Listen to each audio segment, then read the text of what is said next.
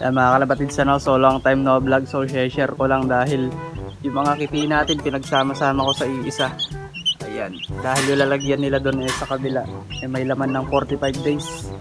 Ayan, so sama-sama na sila dyan, mga native kakabantam natin. So all goods naman, mukhang kasyang-kasya lang naman. Siguro baka pagpalitig ko sila dito sa may malaki pero titignan ko muna kasi baka naman yung dalawa ang hindi magkasya doon. Pero sige, tignan natin. Ayan, so dito muna tayo nakapokus sa natin, sa mga manok dahil minalas tayo sa kalapati So ito na lang yung kalapati natin na 4, puro lalaki pa. Kaya nangihiram ako ng babae ngayon kahit isang clutch lang para doon sa gano'n naman madagdagan ulit dahil namatay na naman yung isa natin na babae. Sayang, puro lalaki natira kaya hindi tayo makapag-breed. Kaya ito, todo focus tayo sa may mga manok natin. Buti dito medyo sineserte tayo madaling baramihin Ayan, so ganoon din dito, may pangbenta ka na, may kiti ka pa. Makikita nyo ba na maayos? Feeling ko madilim kasi maaraw mga lapatid. Ayan mga kaibigan so pinagpalit ko na sila. Yung maliliit doon ko na nilagay sa malaki, tapos yung dalawa dito na lang sa maliit kasi kasya naman ayan so kasyang-kasya naman at ganoon din dito. Kasi kailangan ng space niyan nung maliliit para na sa ganun di sila magsiksikan para maiwasan nila yung pag-aapakan kasi yung iba maliliit pa at yung iba nga malalaki na tulad nitong mga to, yung mga native. Ayan, ayun, naliliit yung iba pakita natin. And so ang dami nila. So solid yun pag lumaki yung mga yan. At yung mga magulang nila iwinalay ko na rin. Ito, pangitlog na rin tong dalawa na to kasi dati pa yan ayun yung magulang nung bantam natin. Ito, at nakabitaw lang naman to lagi, I mean nakatali siya. At yung nanay ng mga native natin andun yata sa may likod. At ito, ready lang na may itlogan nila anytime, anywhere. Ayan, so dito sila nakapag-clutch. So marami lang nakaka-clutch itong mga itlogan natin Buti na lang nagawa ito, hindi na nababasa kapag umuulan. At baka may mga taga-Aurora dyan na gusto magpahiram ng babae, kahit dalawa lang mga kaibigan o kaya isa. Para lang ma-breed ko lang ito kasi mga lalaki na lang natira sa akin. Tapos kaya sa garon di tayo makapag-breed. Kaya kailangan ko manghiram ng isang hen para makapagparami ulit at nawalan nga tayo ng halos siyam na kalapati. Gawa nung tag-ulan na panahon, so ang daming nawala sa atin susunod-sunod. Ito na lang ang natira sa young birds natin, yung isa na lang, kundi si Uno.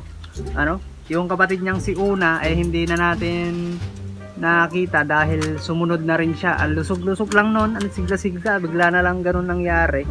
Kaya ito na lang ang naiwan sa mga young birds natin, kundi si Uno, sa mga off color natin na binreed. At yung sila yung tawag dito, yung kulay itim natin nawala na rin si 4. So ito na lang talaga mga naiwan ngayon. Barakuhan na lang sila. Total mga barako naman sila dito. Wala tayong magagawa kundi manghiram na lang ng hen. O kung may mumurahin kayo dyan off color, kasi off color na ang gusto ngayon Baka minamalas tayo sa mga gantong kulay. So ang pinakapatagal na lang sa atin ditong ibon, eto na lang. So sobrang tagal na sa atin yun, taon na sa atin yun dito So siya pa rin ang natira. Yung asawa niya namatay na rin siya, hindi pa.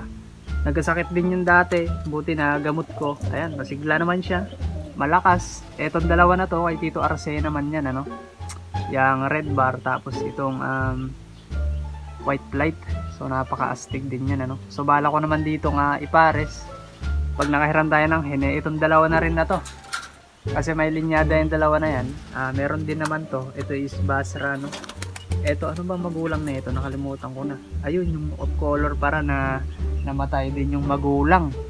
So siya na lang naiwan sa pamilya nila. Grabe na yan. Buti na lang maliksi siya. Magaling. So pwede to sa loob natin mga kaibigan. Maganda naman yung katawan niya. Ay, medyo umilap na rin Maganda naman yung niya. Hindi pa ako nakapaglinis. Ayan, so okay naman kasi yung mga droppings rekta sa lupa So pupusitsan ko na lang ulit ito kapag nagka-oras tayo. Bukas ako maglilinis ng loob natin. So lahat yan kasi ngayon motor mo nalilinisan ko kasi madumi na rin. Pero ito isasabay natin to bukas. Schedule natin to bukas Tapos ito ipipix na rin natin Kasi pag lumalakad sila bumubulsot yung paa nila. Ito lalagyan ko rin ito kasi meron naman dyan. Tatanungin ko na lang bukas kung paggagamitan ba nun, kahit konti lang, kahit dito lang natin ilalagay o pabox lang na ganun, para pag ilalagay natin pagkain, hindi sila pabulsot-bulsot yung paa nila. Ay, nakakalungkot lang ano, pero wala tayong magawa kundi tanggapin at mag-umpisa ulit. Para tayo nag-umpisa ulit sa pagkakalapati dahil aapat ang natira sa atin, puro barako pa. So wala tayong magawa. Ano, hindi manghiram na lang. So mamaya mag-chat-chat ako sa mga tropa kung saan pwede makahiram ano. Kahit tagi-isa o dalawa. Try ko rin kay Tito. And so balitaan ko na lang kayo mga kaibigan ano sa susunod nating clip. Yan mga kalapatids ano, sa mga nanghihingi dyan, pasensya na kayo dahil ito na lang ang natira sa kalapati natin. Aapat na lang. Kung nagtataka kayo bakit sila nag-aaway dahil puro barako ang natira no. Di kahit isang babae wala. Yung natitira natin isang babae nun wala, sumunod na rin, namatay na gawa nung panahon dati na tag-ulan. At ito na lang ang natira. Ito yung young birds natin nag-iisa no. So siya na lang yung natira sa young birds natin na napalabas natin no, na mga off color. Si Una wala na rin. Ito na lang natira si Uno. Kaya kung may mabait niya na gusto magpahiram ng hen, baka naman isa lang. Ay, mga bibi natin, nawala na rin yung barako ko, namatay na rin, ano? Gawa nung kinulong ko sila dito, nanibago yung barako, kaya ayan ang nangyari sa kulungan nila. Madumi na, puro santol. So ano santol dito sa taas, laglagan na laglagan. Lalo na dito sa may bubong na to mga kalapatids. Tuwing gabi ang ingay. Puti na lang ngayon, unti na lang yung bunga, no? So possible na rin kasi to santol na to. Eh maganda yan. Pati ito, bukas na natin to aalisin kasi bukas tayo maglilinis. Bukas naka-schedule ang paglilinis natin. Ayan. Kailangan talaga natin ng hen ngayon. Badly needed natin ng hen. Kasi kawawa naman tong mga to. Alam kong utog na tong mga to kaya kailangan natin ng hen. At maganda mag-breed ngayon dahil tag-init ano. Sarapan yan. Habagat. Pagkatapos ng tag-ulan, habagat ang pumalit. Ilang araw ng ganyan. Ang lalakas ng hangin. Kaya di tayo makapagpalipad.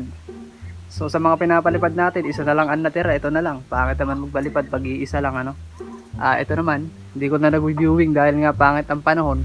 Mamaya pag nandito kasi siya sa may ano, pag binyuwing kasi natin siya dyan, delikado dahil yung mga santol sumusuot sa butas. Mamaya malaglagan, so sayang naman. So paano mga kalapatids ano? So hanggang dito na lang muna. Shinare ko lang dahil ngayon tayo nagka-time at nag-enroll din kasi ako sa may school. Ayan, so ito na lang mga titira.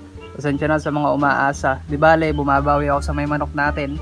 Kung malas tayo dito sa ano, kalapati, baka swerte tayo sa manok. So tatry natin yan ano. Meron din sa may mga rabbit natin. Pero ano, mag-breed pa rin tayo, di ba rin tayo titigil sa pagkakalapati. Dahil nga hilig natin to. Ano? So yun lang mga kalapatid. So pa-subscribe naman dahil pa 20,000 subscriber na tayo. Maraming salamat sa panonood. Happy flying and stay sa inyo mga kalapatids.